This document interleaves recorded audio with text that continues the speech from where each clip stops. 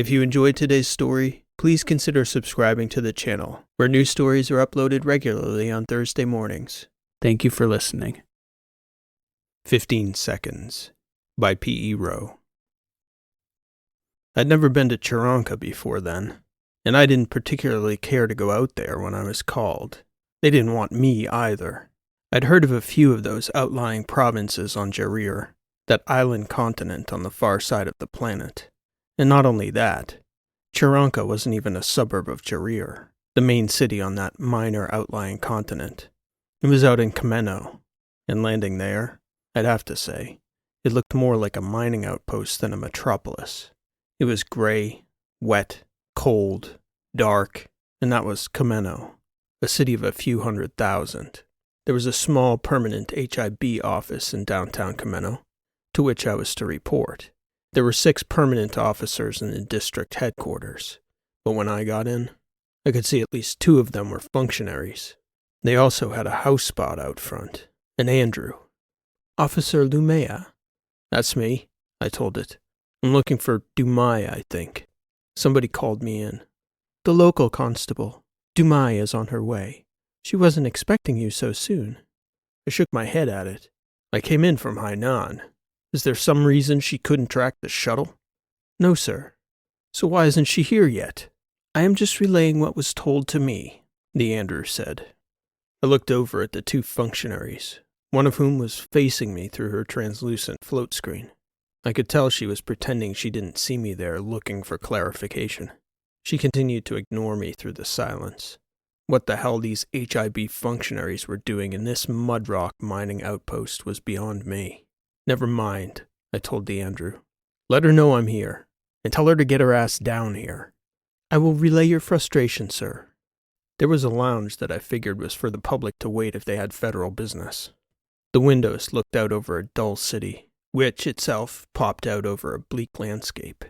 So that was Kameno. I didn't expect much from Dumai, if she even bothered to show, that is. She took her sweet-ass time and still came walking in looking run down. Despite the clean clothes and combed hair, it was her eyes, and then when she got close, her breath. I could smell it on her before she even introduced herself. It had been a long night. Special occasion? I asked her. I'm sorry, what? Celebrating into the night, were we? Well, Kameno, you know, stay here long enough. Anyway, I'm Kit Dumai. You can call me Kit. Officer Lumea. You can call me Lumea. I'm the specialist. Your office flagged me on a missing person and assigned you as the officer liaison. You'll be my junior on the case, Dumai. Do you want to brief me here in the waiting area? Or do you have an office? She looked back at me funny.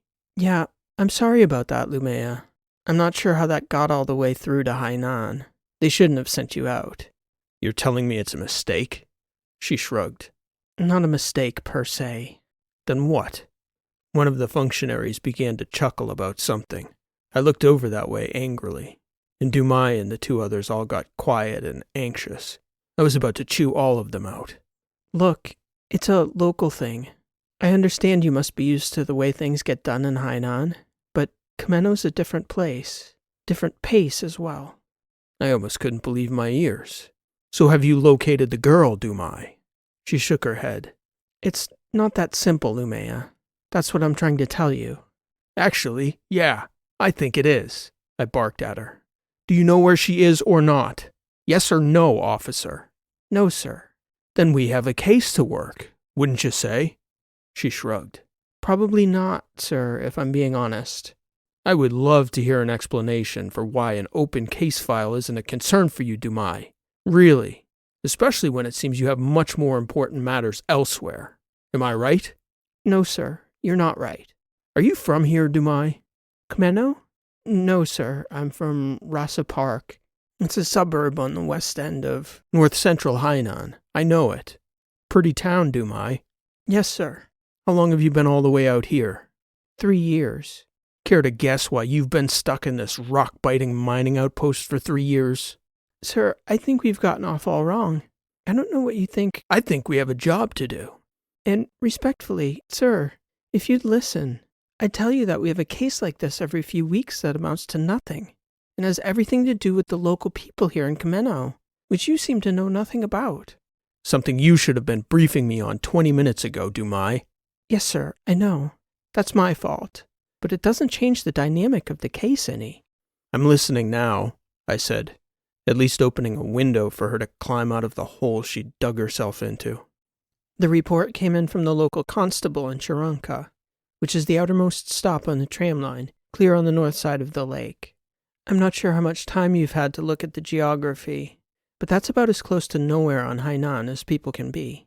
It's an enclave of Charan religious fundamentalists. They're called Tenoch, a sect of old world Christians. And, like I said, about every other week some one of their kids comes to town. Sometimes a boy, but usually the girls. And they meet some bright-eyed young miner, fall in love, fall in his bed, get pregnant or smitten or ashamed or whatever, and they get scared to go home again because their people are, I don't know. What would you call them, Annie? Prudish, one of the two functionaries listening in answered from her workstation. Yes, prudish. Sexually repressed. So Mom and Dad come down here, looking for their sweet little pure-of-heart child who would never, ever even dream of getting mixed up with the wicked old people in Kameno, insisting that they must have been snatched up against their will and forced to do all sorts of nasty things they'd never dream of doing on their own, right? You get the idea, Lumea? I understand your meaning perfectly. So, I'm sorry, but the case file never should have come to you. Then why did it come to me? I don't know.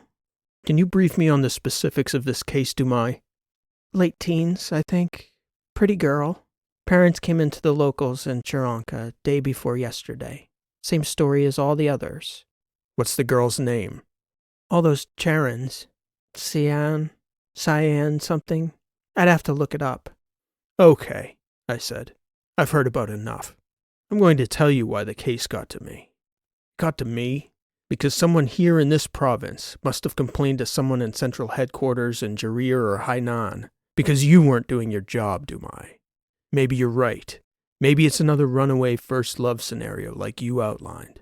But it's a case file, and your job is to clear case files, so bullshit case files don't ever get to me. So here's what's going to happen. I'm going to go get something to eat, and then I'm going to come back here again when I'm done eating. And you're going to brief me, and we're going to clear this case file the way every single case file should be cleared, diligently and professionally. Is that clear? Crystal clear, Lumea. You're still HIB, I stated, stepping toward the door angrily. Even out on this dirt heap of a city. I could sense the awkward energy from those functionaries as I cleared out of there. I'd never even heard of a satellite office so poorly run, much less been to one. I had already pulled the case file to my eyewear earlier, while I'd been waiting for Dumai. I flipped through it over breakfast, and found that it was largely as she'd said, at least on the surface. The girl's parents had reported her missing. The local constable up in Ceronka had run them through the intake questionnaire late into the morning when she failed to come home 2 nights prior. Her name was Tyritha Shian Ilanova, third of 7 children, 19 years old. And, as Dumai had said, she was a very pretty girl, plain-looking because of the way her people dressed. No facial enhancements or makeup, but she was as pretty as could be despite it. While I was eating, I looked at the Kameno office's log of cases in the category. It was just as Dumai had reported. Similar story about every 2 months or so. Cases open, a week or 2 pass, and these Tenoch kids would pop up with a boyfriend among the regular people here. And then it would turn into a whole drama about face saving. The kid looking for a way to deflect from their totally unnecessary guilt about doing what humans do. The parents looking for a way to deflect familial shame from the eyes of their insular community. And the lover often having to swear innocence over their influence, which was almost always innocuous. The biggest crime in any of those files, from what I could see, was puppy love. Maybe sometimes the boy would be a year or 2 older than propriety might find ideal for the girl, but first relationships are hardly ever ideal. Honestly, after cooling off, I felt a little embarrassed. I told myself that after I made Dumai go through the thorough and performative process of a comprehensive briefing, that I'd blame my bad mood on the early flight out and the shitty, dark, wet weather. And then we'd take a few hours and clear the case as the flow sheet indicated. If she did a decent job, I might not even write her up for showing up late and hungover. I sat by the window in the most pitiful little restaurant I think I'd ever seen on the entire planet of Hainan. And then I imagined that the girl in her enclave came from an even smaller town than Kameno. No wonder these kids would run off and grab onto the first thing that grabbed onto them. The coffee there was absolutely terrible. Dumai pulled herself together pretty well. She gave a decent briefing and apologized genuinely when I found her in her office a half hour later. For my part, I told her I could understand. It didn't excuse her actions, but it was only human to recognize a pattern and react to it accordingly. I told her that was the reason for my bias as well. I get all the real ones, the people who vanish for real. So it was only natural I'd see that outcome as the logical conclusion. We're going to work this case to the line, though, I told her, and I'd like to hope you follow through that way on every file from now on. For the one that is real, she concluded, nodding. I know, and I should know better, Lumea. I'm sorry it did get to you, but now that you're here, I'm grateful for the opportunity to work a case with a specialist of your caliber, to see how it gets done in Hainan. That's great, I replied. What do you see in the file? What elements of the file would you interrogate further? The parents, probably, she answered. Why? Dumai shrugged, looking up at me as though I had the answer. What do your instincts say? She winced ever so slightly as she considered the question. Their answers weren't as specific as they could be, you know? I do know. Articulate it, though. What specifics do you want? They said she came to town every now and again. This time was no different, supposedly. That's kind of vague. Should be more exact, I agree. More to the form. So we go ask them? All the details? Agreed. Right then. We should go out to Ceronka? Pay them a visit? I nodded. I'll get the air car and pick you up out front, Lumea. How did the girl get here? I asked. And how would she get home? Not by air car. Dumai shook her head. The Tenosh are like bare bones purists. Simple dress and all that. They don't even keep eyewear. So, how do they get to town and back? The tram. So we take the tram. Retrace her steps? Maybe, I said. If she was even on the tram. At least we see it from those eyes, though. Know what we're looking at. Fair enough, Lumea. Tram stop's a 5-minute walk from here. I stood and gestured to the door to her office. Lead the way, Dumai. The tram was clean but very Spartan, a bit like the people aboard it, who, though rugged and plain, looked like they had that certain Trask pride about themselves, perhaps even more so than the folks in Hainan, maybe because that was the best thing they could hold on to. And, to be fair, to live in a place like that was worthy of some pride. They weren't first-generation colonists forging a whole new living space out of bare rock, but it wasn't like life in Hainan either. They were the middle children of a history they'd never see. Some years in the future when this city had a little culture, a university, a few theaters, maybe a symphony and a sports team or two. These people had work and dreams and a landscape that haunted. Each little town got progressively smaller along the tram line as the floating cars approached the shore of the great black lake Ceronka. These towns consisted of plain rectangular structures of framed concrete washed over with local stucco. Function over fashion. They wore sturdy, waterproof boots along the Ceronka line. As the people stepped away from the tram stops, most would set off down rocky paths into the open, unsteady landscape, rather than the paved roads, patios, and flat sidewalks of the small central villages. It began to rain heavily enough that it was hard to see very far out into the gray rolling hills. The tram got delayed along the lakeside town of Harao, as a pedestrian, bundled up in a heavy jacket, failed to notice the tram approaching behind her, with the raindrops pelting off her hood. She was walking atop the flattest ground along that rugged shoreline, the dirt fill over the floating tram's magnetic rails. The operator chimed to get her attention, opened the door, and the soaked woman climbed aboard, dripping water all over the front of the compartment. No one seemed bothered by it. They'd all been out there in that rain before themselves. I noted a pair of children, One girl of about 12 giving instructions to a boy a few years younger. They were carrying bags. They looked different, probably of the sect Dumai had mentioned. There was a long gap in stops between Hara'o and the 3 towns at the very end of the Ceronka line. Here, instead of following the shoreline directly, the tram veered back into the open land and slightly uphill. I could see out the side, down toward the water. Individual little huts and pop-up shelters along the shore. Boats, a few pulled up on the rocks, several docks with larger watercraft parked. There were a few commercial vessels down there, though I wasn't sure what sort of profit there was to be made on those waters. When we got to Ceronka, the 2 children, as predicted, began to walk off into the open landscape along a dirt road.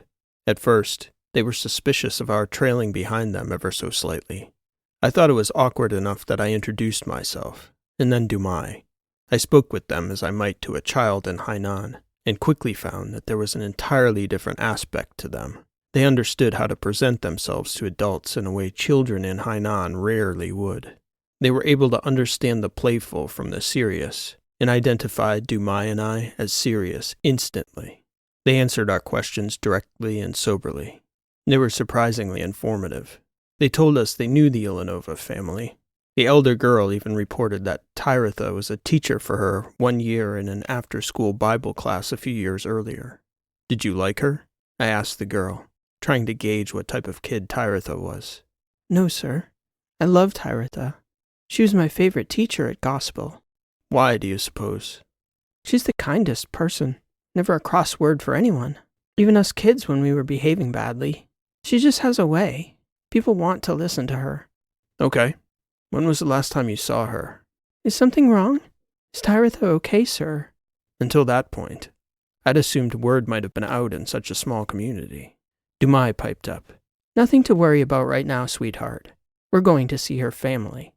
The kids quickened their pace along the roadway, almost running. We didn't see any reason to step on their heels. Dumai explained that the parents wouldn't have spread the word amongst the enclave yet, not until they knew for sure what might have happened to Tyritha. And at about 200 meters or so from the tenacious little village outside Ceronka, the skies opened and it began to pour. Those clever little bastards knew it was coming, I remarked as Dumai and I hustled toward the houses, getting plenty soaked as we ran. They live out here, she shouted back. When we got to the main muddy road that ran down the center of the enclave, she pulled us up to a porch, ducking under the first roof that presented itself. Dumai knocked on the door and asked where we could find the Ilanova house. A very plainly dressed woman pointed it out through the rain. She didn't ask any questions. Again, it seemed like that sort of situation. Some other family's family business. Should we wait, sir? Dumai asked me, gesturing toward the rain. My shoes aren't going to get any wetter than they already are, I said. Let's go now. We dashed down those dirt roads to the sturdy stucco home that the first Tenoch woman identified for us. Mrs. Ilanova came to the door, eyeing me suspiciously, but then, upon examining Dumai's face carefully, opened her door to us. She seemed young to have a daughter Tyritha's age, never mind the 2 older children. 2 more, she told us, were off at school, and the 2 little ones were about. Mr. Ilanova was off at work. He, like most of the men in the village, gathered minerals and ores that were separated and processed on the southern side of Kameno. I allowed Dumai to lead the questioning, most of which she did a proper job of, following the form and asking decent secondary questions when it seemed appropriate. I could see in Mrs. Ilanova's eyes that there was deep, genuine concern, but she was also cautious, never quite allowing her sometimes shaky voice to get away from her. Nor did she allow her watery eyes to tear over with her 2 little ones about. At one point, as Dumai was questioning the mother, I got up and stepped out onto their porch. I wanted to look at that little village. We'd run in too fast for me to get a sense of the place. The rain had subsided a little, but it was still coming down. It was mid-afternoon, and gray and dark as it was, the lights were on in front of these little houses. It was hard to tell how many people there were in this enclave, because the roads stretched out in a few different directions. But everything was close. From their porch, I could see the center of their community, a modest church, where, beside it, a much bigger school building stretched back into an open dirt field. I was out there taking things in when I saw a stream of children exit the school and fan out into the community. A certain orderly but frenetic rush as the kids each went their different ways, skipping along to avoid getting soaked in the rain. I sat on a bench on the Illinova's porch, watching the kids progress until two approached the house. The elder boy, perhaps 12, stepped in front of his younger sister, looked at me directly, and asked, "Who are you, sir?" "I'm from Hainan," I told him. "I'm Officer Lumea. I'm looking for your sister Tyritha. Can I talk to you?" He nodded and sent his sister inside, stepping up under the roof himself. "Sit?" I asked him, gesturing toward the bench as the door closed behind the sister. He walked over to the bench and sat. I asked the boy, Drake, what he knew about Tyritha's disappearance, and he claimed to know nothing more than anyone. Then I asked him about her, and like the two little ones from the tram, he told me she was sweet. I asked him if she had a boyfriend he knew about. At first, I'd phrased it to give the impression I was talking about someone in Kameno, someone the parents knew nothing about. Drake dismissed that possibility outright. He told me there was no way Tyritha would have left Ceronka of her own accord, not without notice like that. I asked if maybe she was having a crisis of faith, considering leaving the community. Again, he told me she was as steady as anyone he knew, still volunteering as a teacher in the kids' gospel classes, even when most of the girls her age had given that up years before. "What about a boyfriend in the community?" I asked him. He shrugged and gave me the name of a boy she'd been close with through school. "He left Ceronka, though," Drake said. "Works in the spaceport." "In Hainan?" I asked him. "In Jarir. They split up when he left, though." "Why?" "He left the town. Left the faith." "That's important to her, you think?" "The most important thing." "Do you have any idea where she might be, Drake?" I asked him. He shook his head. "If any of us did, I'm sure you wouldn't be here, Officer Lumea. You're going to find her, right? I presume you people are very good at that." "Sometimes it's difficult," I told him. "It can be hard to find people sometimes, but I can promise that my partner and I are going to try very hard, and the HIB will never stop looking." "I appreciate that," he said. He was very close to tears. I could tell he was sucking them back as he stood and stepped inside the house. I followed him inside. Dumai had more details on the girl's movements the night she went missing, so we discussed it briefly and decided to go back to Kameno and retrace her steps. I sent a message to our headquarters in Jarir to have an officer drop in on the ex-boyfriend. I figured it was low probability, but, as I explained to Dumai, this was the way you closed a file. Eliminate all the probable pathways until you find a path forward, or everything closes. Usually before that ever happens, you find your target. But Tyritha Ilanova wasn't in Jarir. The young man was shocked to receive a visit about Tyritha, allowed officers to search his flat and devices, and offered as many ideas as he could about where she might have gone. He didn't have many. Tyritha's mother had explained to Demai what the girl had been doing in Kameno. She'd taken part-time work for a retailer in the city, a Tenoch family that lived in Kameno, who ran about 4 different types of businesses out of their building. The storefront sold an odd assortment of products, from tech to jewelry to clothing to cookware, and even the stovetops to heat it. She was working to buy a picture book library that was one of the few tech products they allowed their kids in their sect to own. Their church sanctioned a reading list of biblical stories and some of the more wholesome secular pop fiction comics. And her little brother, Lot, who had to rely on his big brother to lend him his book, wanted a book of his own. Tyritha went into Kameno once or twice a week to do odd jobs for the owners around the store and the building.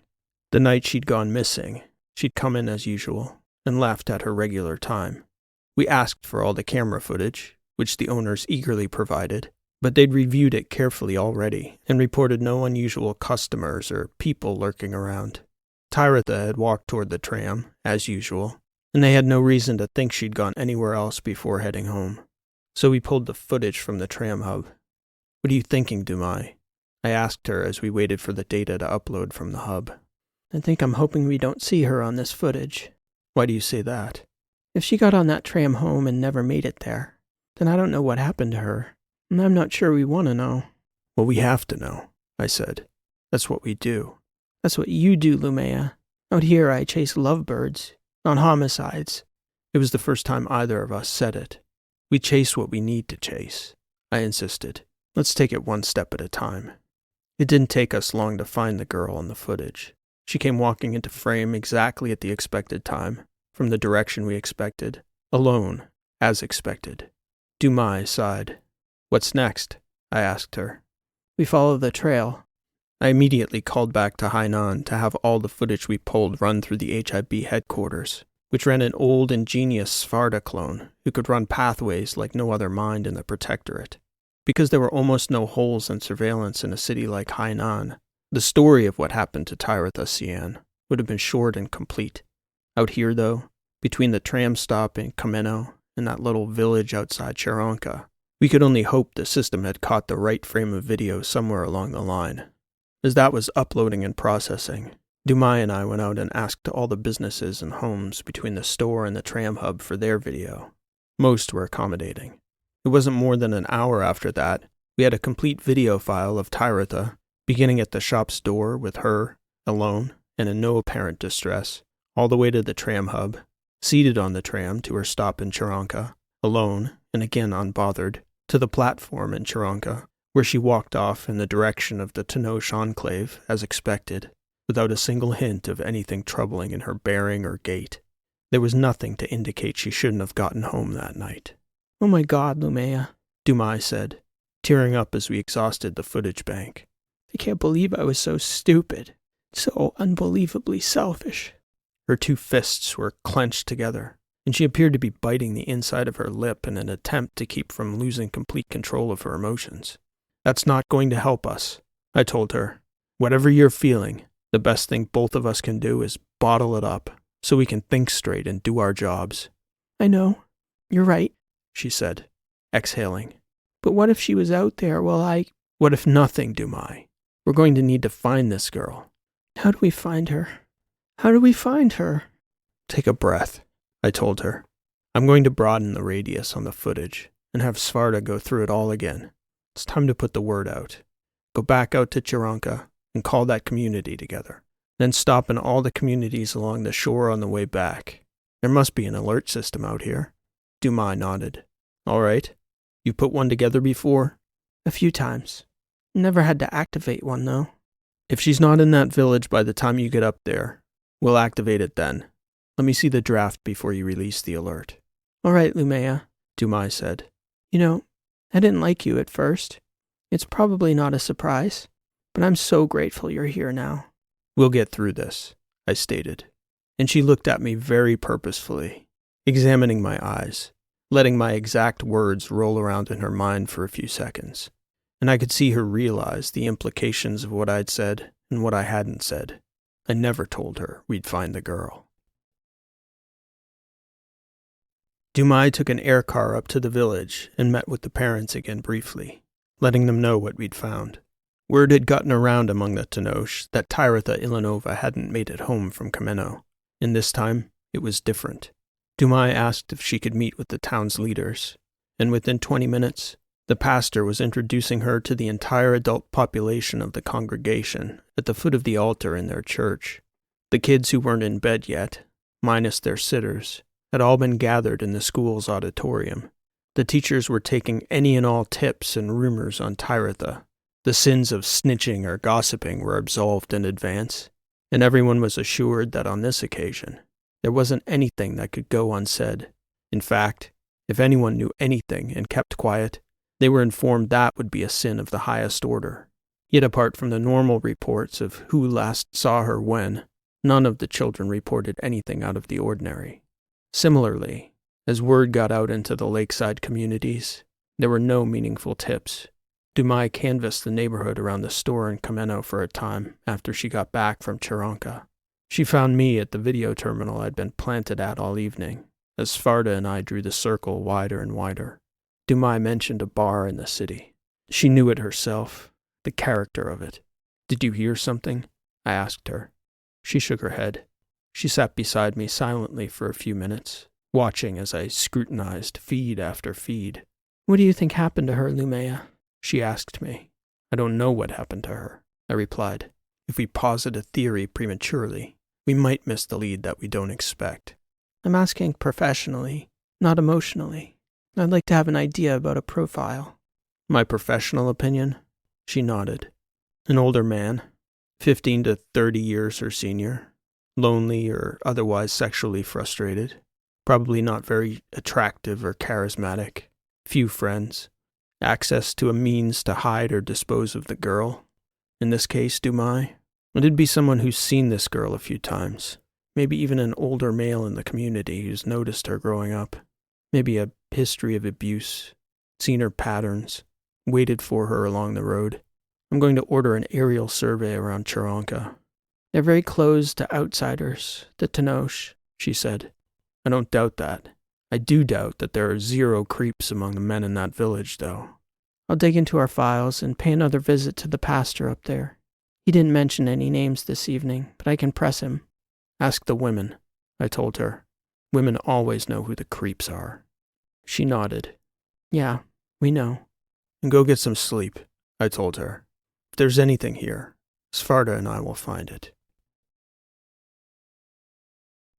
I'd run an analysis on every last passenger who'd shared the tram with Tyretha the night she disappeared, both on the way down to Kameno and back. There wasn't a hint of anything suspicious. Then I had a thought. This was a small place. I was sending Dumai up to explore the possibility that one of the Tenoch who knew her had been waiting for her along the road. What if it wasn't a Tenoch at all? I checked the other trams that came back that night, looking for anyone who exited the tram at Ceronka in the hours before Tyretha did. Then I had Sfarda pull the data on all the male passengers who'd shared a ride with her in the previous 2 months. That's how I found him. They'd shared a card 3 times in the previous 2 weeks, twice on the way down and once on the way back. That ride was particularly troubling. He was visibly intoxicated, seated halfway across the car from her, and he couldn't keep his eyes off her. He was a rough-looking guy, mid-40s, lived along the water, name of Grigor Manaya. As soon as I had his ID, I backtraced his whereabouts on the night Tyretha went missing. I asked Sfarda to pull everything on him and flag anything odd. I got up to head to the HIB's flat, where visiting officers and technicians stayed while in Kameno. I had to get some rest to be even remotely functional the following day. Before I'd even gotten to the office door, Sfarda had video of Grigor Manaya alighting at the Ceronka platform an hour before Tyretha's tram arrived. There was also footage of him in Kameno, up and down the street where the girl worked. Even a clip of him looking in from across the street, possibly to confirm the girl's location. He'd visited the very bar Dumai had spoken about in the interim. It was too thin to make a case for exigent circumstances. Otherwise, I'd have flown up on his place right then. I asked Sfarda to go back as far as possible and pull any fare card overlaps to see if he and the girl had ever interacted on camera. I needed something more robust than a hunch and a few recent overlaps before serving that guy that night, but I planned on letting Sfarda run on him all night and questioning him in the morning. I still wanted the aerial survey. That was my last thought before leaving the HIB office for the night. But this guy Grigor worked on the water, in a boat, in this lake, Ceronka, the size of it, the depth, the darkness. It was a black hole. I couldn't get her face out of my mind anymore. Her smile. Sweet little thing. Tyretha Cian. When I returned in the morning, Dumai was already there. She'd been studying the file on Grigor Manaya. It was troubling, and got more troubling to my mind as she briefed me. Manaya had a history of domestic violence that had popped up several times in his past with different women, 2 girlfriends and an ex-wife. He hadn't been in legal trouble for some years, and not since coming to Ceronka 6 years prior, but that didn't mean he'd become a pillar of the community. Dumai had pinged a few people she knew in Kameno who were familiar with the nightlife in the town. None of them had many positive words for Grigor. He was a nasty drunk who'd been in the middle of more than a few barroom scraps in the early morning hours, and none of the women in town had a kind word for him if Dumai's contacts were to be believed. What disturbed me more was his living situation in Ceronka. He stayed in a house adjacent to several outbuildings and pop-up habitats strewn on a wide stretch of shoreline. Manaya was a contract worker for an aquatic mining outfit that owned both the modestly sized commercial vessel and the pier along the waterfront property that Grigor was leasing from them.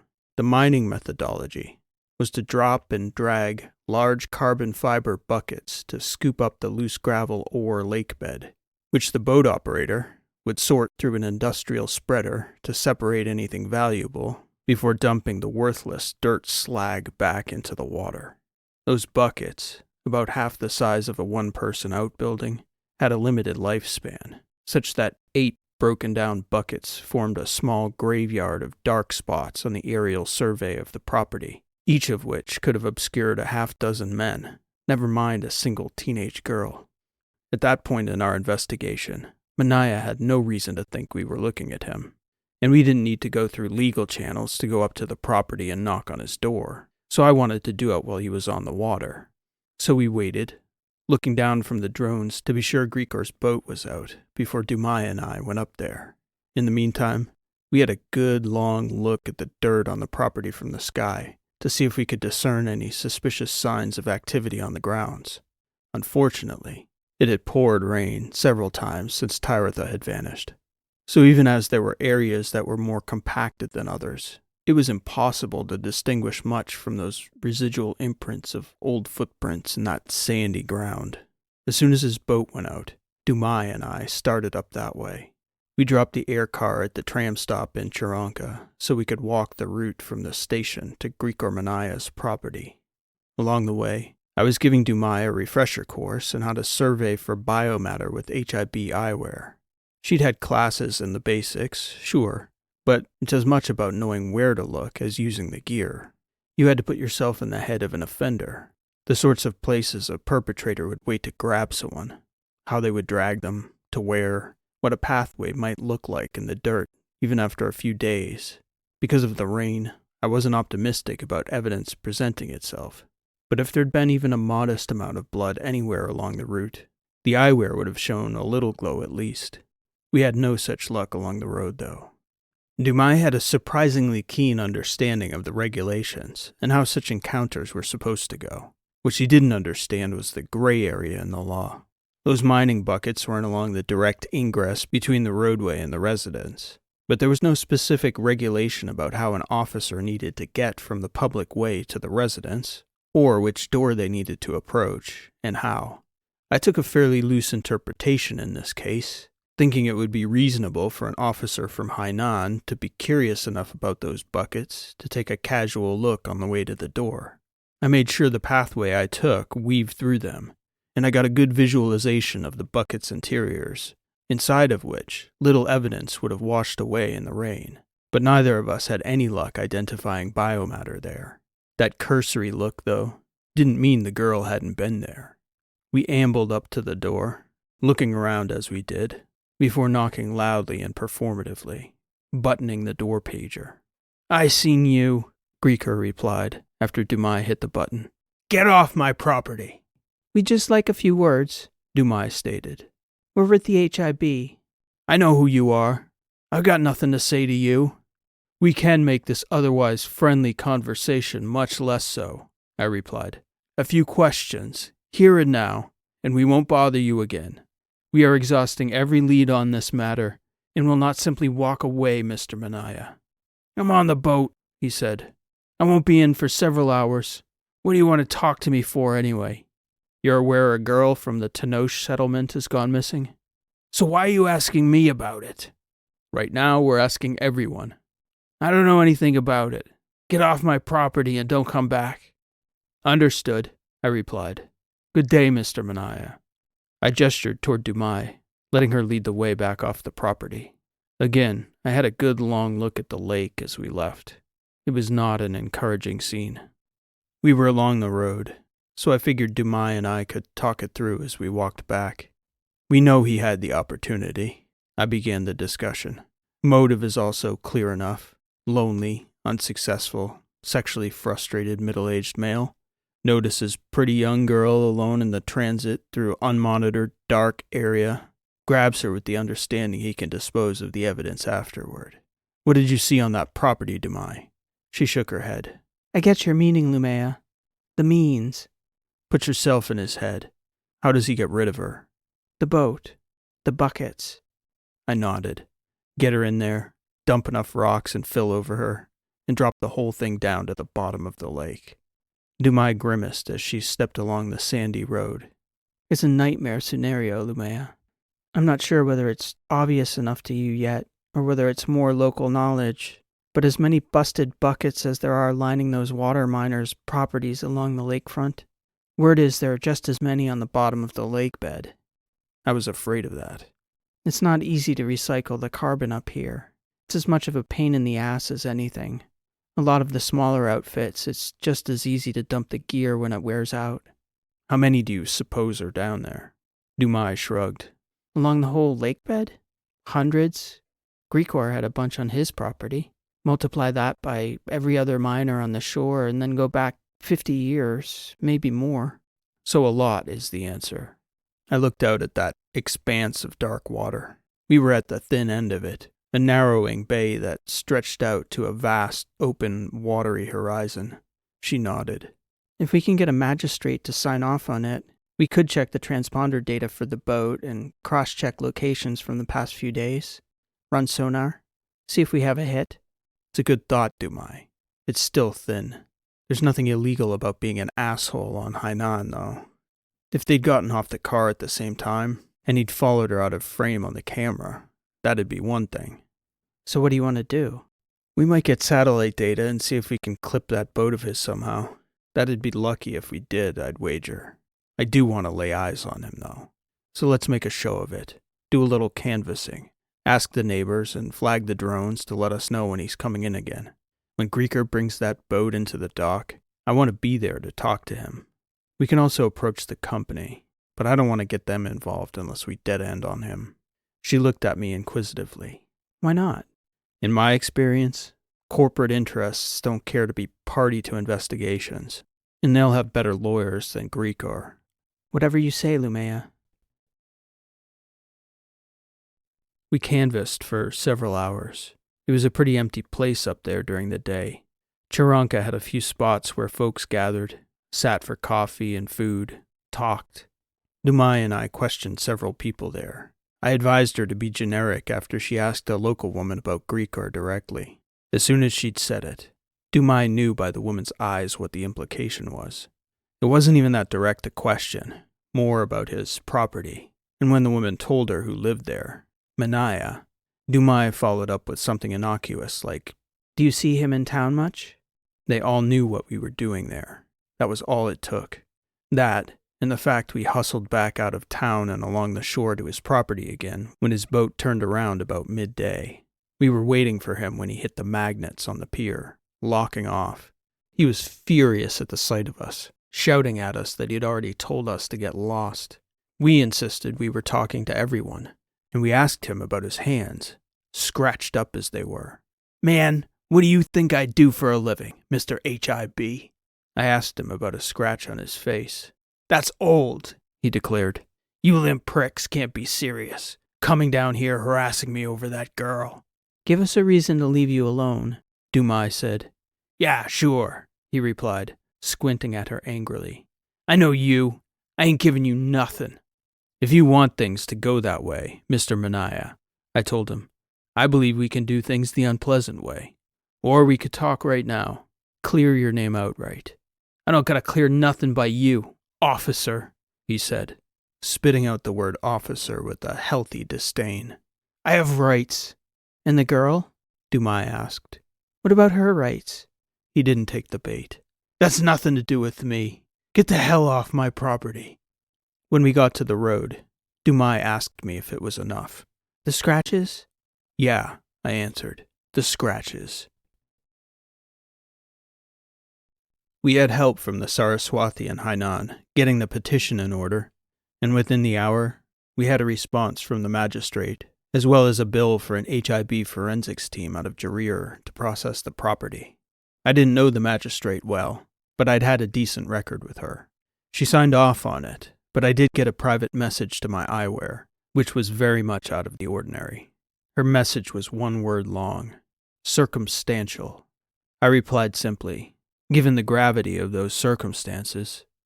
"I hope you're right," she wrote back. I hoped we weren't right. I thought we were, though.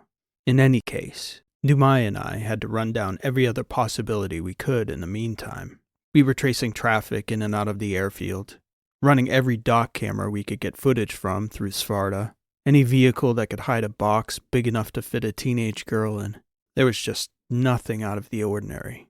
Dumai spent the afternoon up with the Tenoch, talking to as many people as she could. By the time the forensics team got up from Jarir, something was happening out at Manaya's property. The footage from the air showed a group of people walking along the shore road.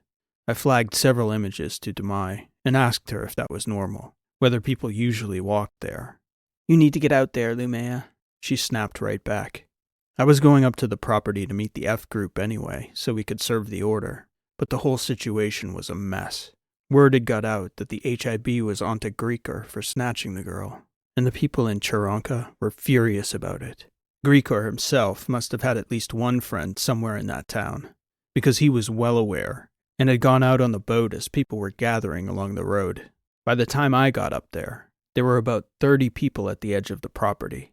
For the moment, they were just looking, and were well behaved enough while I was there, and I figured they weren't going to do anything while the F group processed the house. But I didn't imagine Grieker had a good place to lie low once they left. Nobody was anticipating crowd control in a place like Ceronka, so I had to stand up there on the road until we could get some people up from Jarir to keep the peace. I was up there for 3 hours along the road trying to convince people to go home and let the F group do their work. Nobody stepped off the road toward the property, but few of them took my advice to go home. The F group was still working when the officers from Jarir arrived. Right about then I saw Grieker's boat approach the pier, but he didn't come in. I walked down there to the pier and waved him down. He ignored me, looking over at the shore from the bow of his boat. I had a connection for his eyewear, so I pinged him. "We're going to question you, Mr. Manaya. Might as well do it now." "I've already got representation, Lumea." "Yeah, I know who you are too, officer." "That's fine. Come in and do it clean. Formally refuse an interview, and we'll be out of your hair in a few hours." "Suck my ass, Lumea. You'll never find a thing." Then he clicked off. I was in communication with the team on the ground at Manaya's residence that evening while working out of the office in Kameno. I kept getting reports that things were heating up out there. The officers on the ground expressed reluctance to leave when the F group finished their processing of the site. We were also getting angry messages from the attorneys at Ruka AQM, the mining company that owned the property and the boat. Then I learned the magistrate was considering an emergency injunction to prevent us from searching the boat, which seemed a strange PR move to me from the company's standpoint. Granted, it's not a great look to have one of your people suspected of a horrible crime, but shielding that person so that the HIB can't get to the bottom of that horrible crime seemed a higher degree of ugliness to me. That was on my mind when Dumai walked into the office again, and trailing behind her was a modestly dressed girl in her early 20s who bore a decided resemblance to Tyritha. She was a bit plainer looking than her bright sister's pictures, but, to be fair, she had a good cause for the grave look she was carrying on her brow. Dumai told me she'd insisted on talking with me. This was Fesha, 21, and no longer in the household, as she was living in a group house with a number of young adult Tenoch women in the village. "You have something to tell me?" I asked her after Dumai introduced Fesha. "I hope it will help." "Please," I told her. "Anything could be the break we need." "I understand you're looking for Tyritha along the lake." "We're looking for Tyritha everywhere we can. All the places that make sense." She was sitting beside Dumai in the chairs along the side wall of the office, and she leaned back visibly as I said that, as though recoiling. "In the water, too?" I nodded. "I'm sorry to say that it's possible we may find her in the water, Fesha. We hope to not find her there, but as soon as we have the aquatic resources, we'll begin the search." "She's not in the water," the girl said with an almost steely certainty. "Officer Lumea, I know she's not in the lake." "How do you know that?" I asked her. "Do you know where she is?" She shook her head. "I have a strong connection with my sister. I've been with her every day of her life. You must understand. If she were in the water, then that would mean Tyritha is dead. And I can tell you definitively, she is not dead, Officer Lumea." "What makes you so certain of that? You haven't seen her since she disappeared, have you, Fesha?" No, I have not. But I can feel that she is alive. She placed her hand over her heart. She's lost. I think she's lost. I think she's in darkness somehow. But she is not dead, and she is not in the water. I know this. I wanted to be respectful, but I could see the direction the conversation was taking. I asked her if she had any specific information that might help us locate Tyretha. Fesha shook her head and then looked down at the floor. You don't believe me, she mumbled. There is nothing that I would love to believe more, I told her. But we have an obligation to follow every lead, good or bad, until we bring Tyretha home to your family. I understand, she replied. I won't take up any more of your time, Officer Lumea. Our family and the whole community are praying for you and Officer Dumai. We could use the help, I replied. She could tell we weren't believers like them, just trying to respond respectfully. I think she appreciated that, but she didn't leave that office any less sullen that night.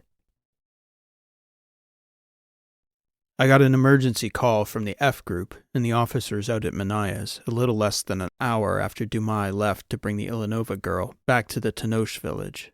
Grigor wasn't the only one out there with a boat, and it was impossible to hide out on the water.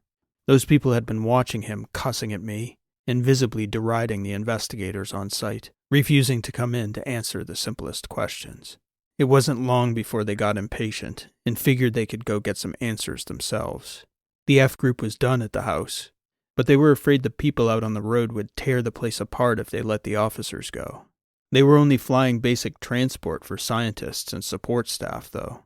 They weren't prepared to fly into a tactical situation between Grigor's mining vessel and the growing number of boats that were approaching him at the skinny end of that massive lake.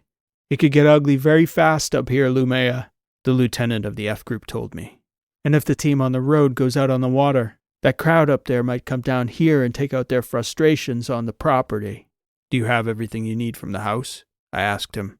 Everything we're going to have, sir. Any news? Nothing obvious. We'll know for sure after we get our samples to the lab, but on first glance it looks clean in here. I thanked him and told him I was on my way. I grabbed the housebot from the office and dropped a few of the aerials to hover over the property, just to make a show of the fact that the HIB was watching. Then I rushed back out there. The lieutenant wasn't exaggerating one bit. I dropped the HIB office's Andrew with the TAC team for support, and told them to hang right there while I saw about Grigor.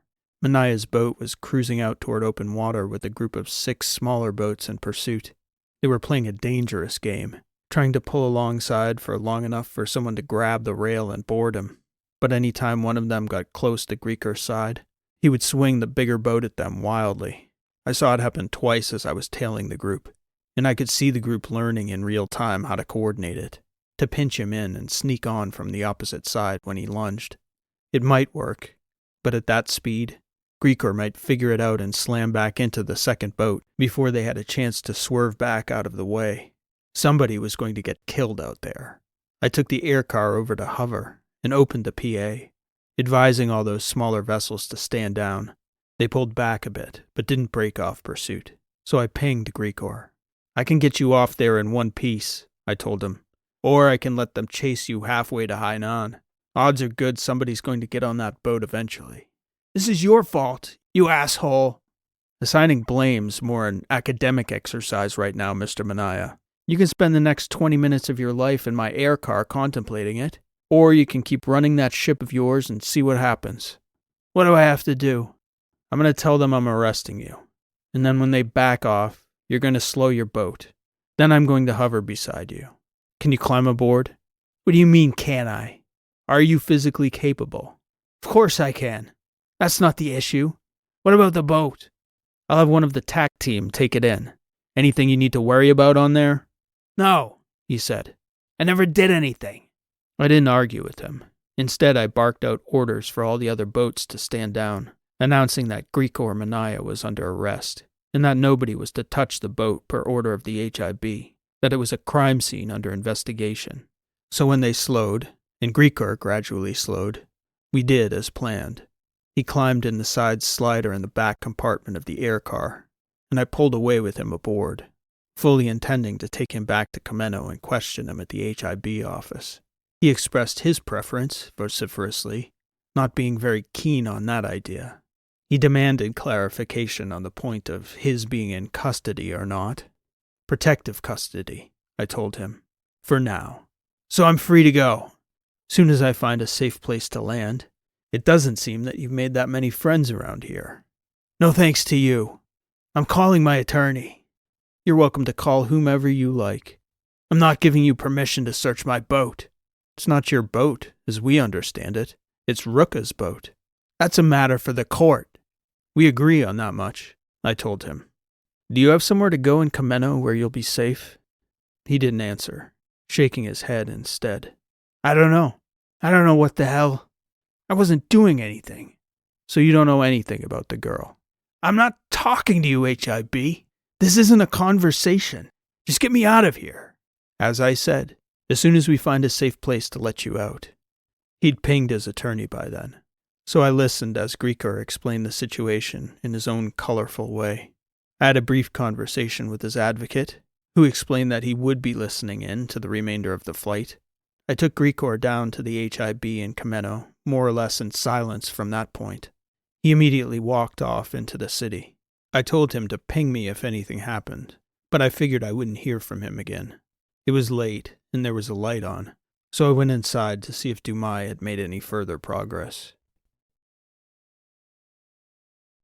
I thought I might get some sleep, but Dumai kept me in the office longer than I'd hoped to be. She was engaged in a way I'd never have predicted at the outset, asking smart, probing questions, half the time answering them herself, and then letting those answers take her to the next set of questions. She was watching in real time as datasets started coming back from the forensics lab in Jarir. The most incriminating result was an inconclusive finding for female DNA in the bathroom sink that was most likely a contaminant, and certainly not evidence that Tyritha Ilanova had been in that house. That doesn't clear him, though, she kept repeating. Only that she might not have been there. But as the night wore on, it became increasingly less probable that she was ever on that property. And whatever the F group pulled from the boat, the other potential crime scene, if anything, it wouldn't be admissible under the circumstances. I didn't like Grigor Manaya, but it was also true that liking him was not a prerequisite for innocence. I was growing increasingly less convinced that we were going to find Tyritha as each dataset came back. It felt more and more like the rain had simply washed all trace of her away. Dumai couldn't stop talking about the Tenoch. She'd spent more hours up there in 1 week than all the years she'd been in Kameno. And I could tell that for all the contradictions in their worldview to hers, she was growing to respect them in their firm, quiet ways. We were getting word that an aquatic group would be up to Ceronka the following day, early afternoon. That black lake, though, fathoms and fathoms, for all the good it would do. I told Dumai it was time for her to get some sleep. I had to order her out of the office, otherwise I'd never have gotten out myself. And I was just about to close up and head to the flat when he called. "Lumea! Lumea!" was all he said. I heard him shouting and huffing and footsteps smacking the ground, and I could hear screaming in the background. It was just one question at that point, as I sprinted toward the air car in the back lot at the HIB. Could I get to him before they did? I zeroed in on his eyewear as I got the car up. He wasn't far off, but far enough that I couldn't get there on foot in time. Maybe in the air. It wasn't quite as big a group as before at the house, but it was big enough, and angry enough. It only took one. I pulled the car down into the road, and the sight of the HIB vehicle slowed down the crowd long enough for Grigor to run up on it and hop into the door as it slid open in the back. He thundered onto the floor, smacking his head on the wall on the far side of the vehicle, and before even taking a breath or acknowledging the hit, he was shouting, "Lumea! Go! Go! Go!" And as I got the air car up, I could hear him back there, huffing and moaning. I flipped on the rear cab through my eyewear to get a look at him there, flat on the floor. And yeah, he'd sure taken a hit on the way in, but it was just one in what looked to be a long line of them. Finally, he exhaled. "They were going to kill me." And he said it with the wide-eyed realization of a truth that had sunk deep to his bones. It was the look of someone shocked that he could be so powerless. He didn't even ask where I was taking him. Elsewhere was good enough. After a few minutes lying on the deck, motionlessly, breathing, Grigor sat up and began to assess where he'd landed after his leap out of the proverbial frying pan. I didn't know exactly what to do with him. If he couldn't find a place to lie low in Kameno, he certainly wasn't going to find sanctuary along the shoreline up to Ceronka. "Where are you taking me?" Grigor asked as he brought himself up to his feet, holding steady with his hand on the back of my seat. "Lumea, what are you going to do about it?" I gestured for him to sit beside me. I noticed his clothes were all disheveled. He'd barely gotten away. He'd been struck, grabbed, pulled, and chased. I noticed he didn't have his eyewear handy anymore. He was lucky he still had his shoes and his pants. He sat and looked out into the darkness.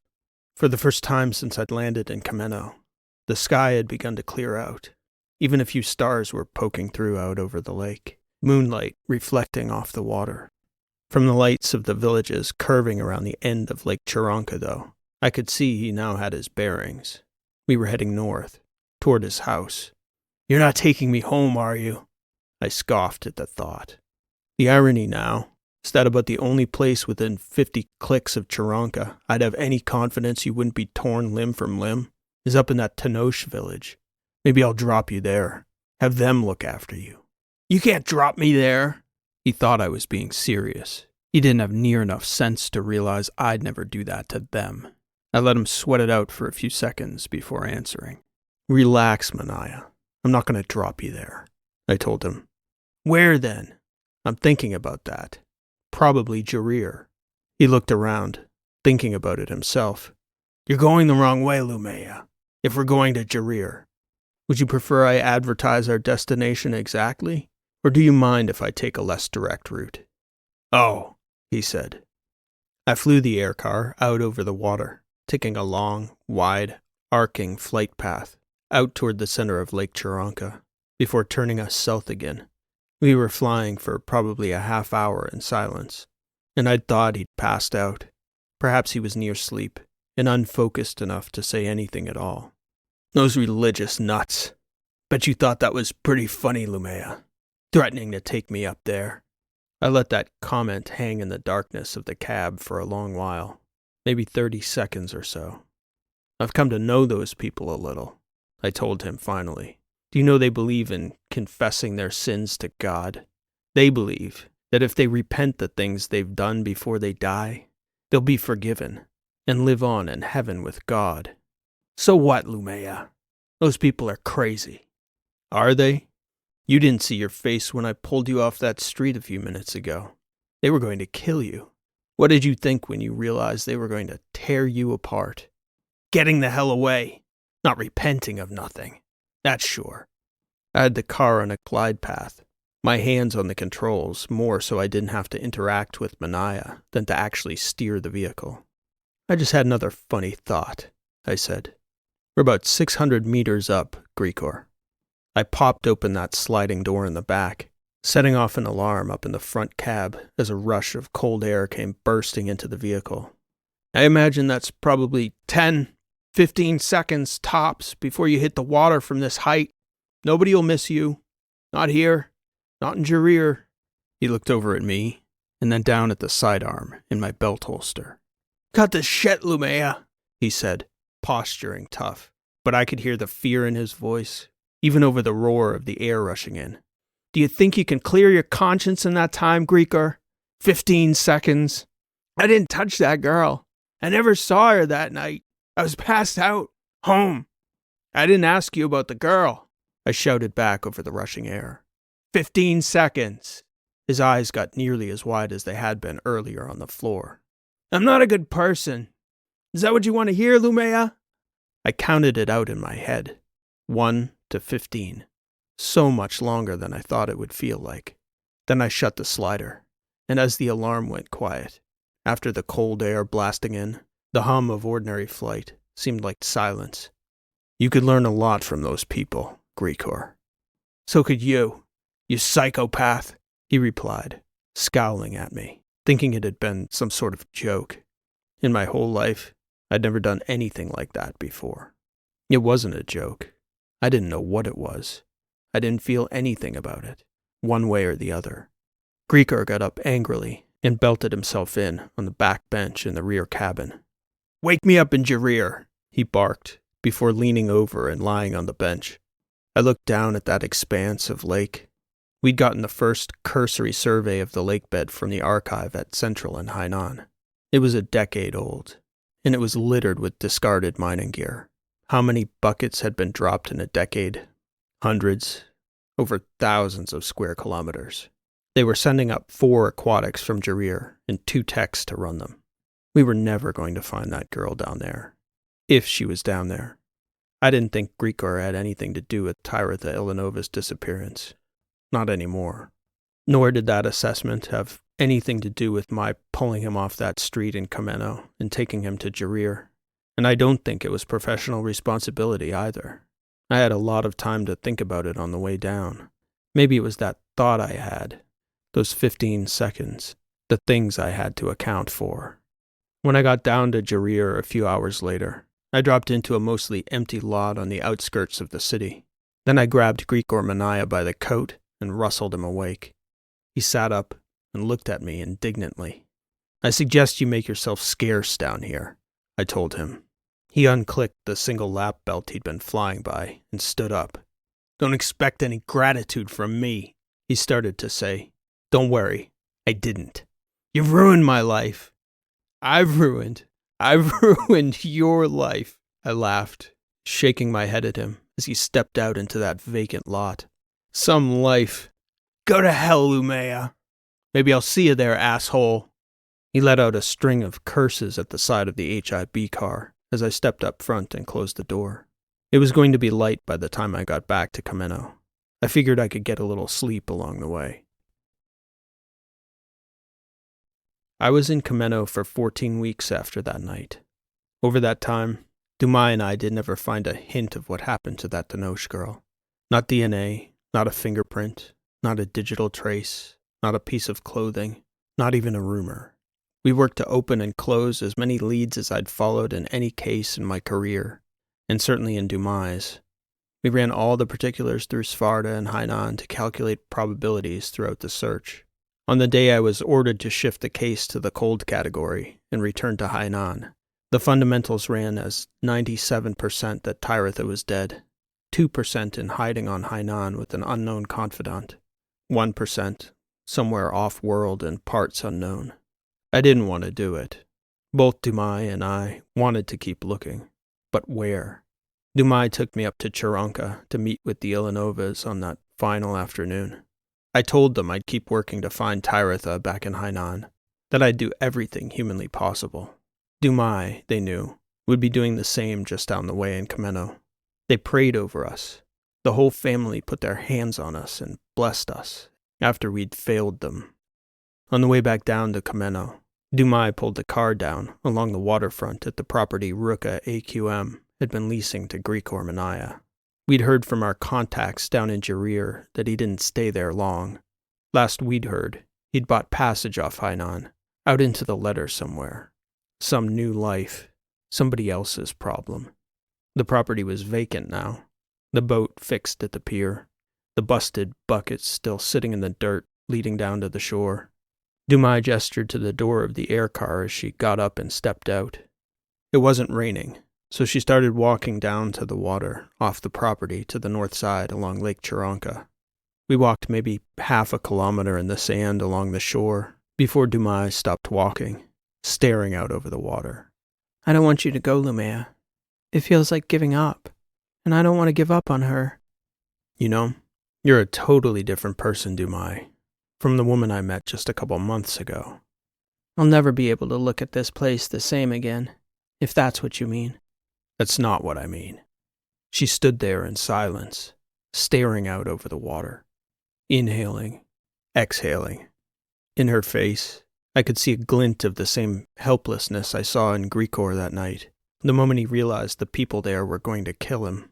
There may be no better place to feel it than a shore that stretches to a horizon of dark water. You can always feel at least a hint of it there, a feeling that eventually will wash over us all. People vanish. I'd seen it happen before, more than a handful of times, but never quite like that time in Ceronka. with Tyra Cyan Ilanova. I'd resigned myself to the belief that death had come for her that night, in some form, just as it would for me one day. I hoped she'd had time to make her peace with it, and I hoped she hadn't suffered. I don't know if I believe what her people do, but I do know that a part of me, maybe most of me, in my final moments, hopes that I will have little to confess and less to be ashamed of when the moment comes. But I did learn in Ceronka that the life I was living takes care of itself, and it works, and it gets me through the things I do each day, and it will continue to do so until it doesn't. It's the next part I don't have an answer for. What comes after? Those 15 seconds, and what comes after? And I still don't know what to do about it. 15 seconds. This has been an original story, written and read by P.E. Rowe. Thank you for listening, and I hope you enjoyed this story. If you're enjoying the channel and you enjoyed today's story, I'd humbly ask that you leave a like on today's video, as it helps the channel to grow and reach more sci-fi fans like you. I mentioned a couple weeks back that as the weeklies got going again, I was planning on also bringing back story topic polls, as well as the stories that result from the winning topic. I'm happy to report that now is the time. I'll be putting up a poll in the next week or so, which I'm mentioning now because I'd love to hear from you if you have an idea for a story topic. In the past, we've had some amazing suggestions for topics, and those suggestions have been the seeds for some of my very favorite stories on the channel, and I've been told that's the case for many channel regulars as well. So if you have a story idea, I'd love to hear about it in the comments here. Just keep the ideas short and punchy, a topic that can fit into a couple words on the poll. I'll have that poll up soon on the posts tab on the YouTube channel, so you can check in there to see if your topic is on it and vote accordingly. And the winner, I'm targeting for the end of February or first week of March. Speaking of the schedule, next week on February 5th, we'll be visiting the capital of Dreesen system again for a story about poaching on Athos, followed on the 12th of February by the third episode of the Cypher Sigma series. The 19th is still a bit of a wild card, and hopefully I'll be sharing the poll winner on the 26th of February. I hope you'll join us when those and other new stories come out. I'd like to thank everyone who helped boost last week's story by hyping, liking, commenting, and sharing. If you're enjoying these stories, please help spread the word.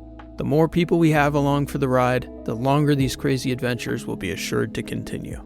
If you'd like to support in other ways, books and audiobooks are always a great way, either for your collection or as a gift to a fellow sci-fi fan. If you'd like to tip the storyteller, there's a link to my support page in the description. We'll be back again next week with another new sci-fi story. Until then, thank you for listening. This has been P.E. Rowe, and we'll see you next time.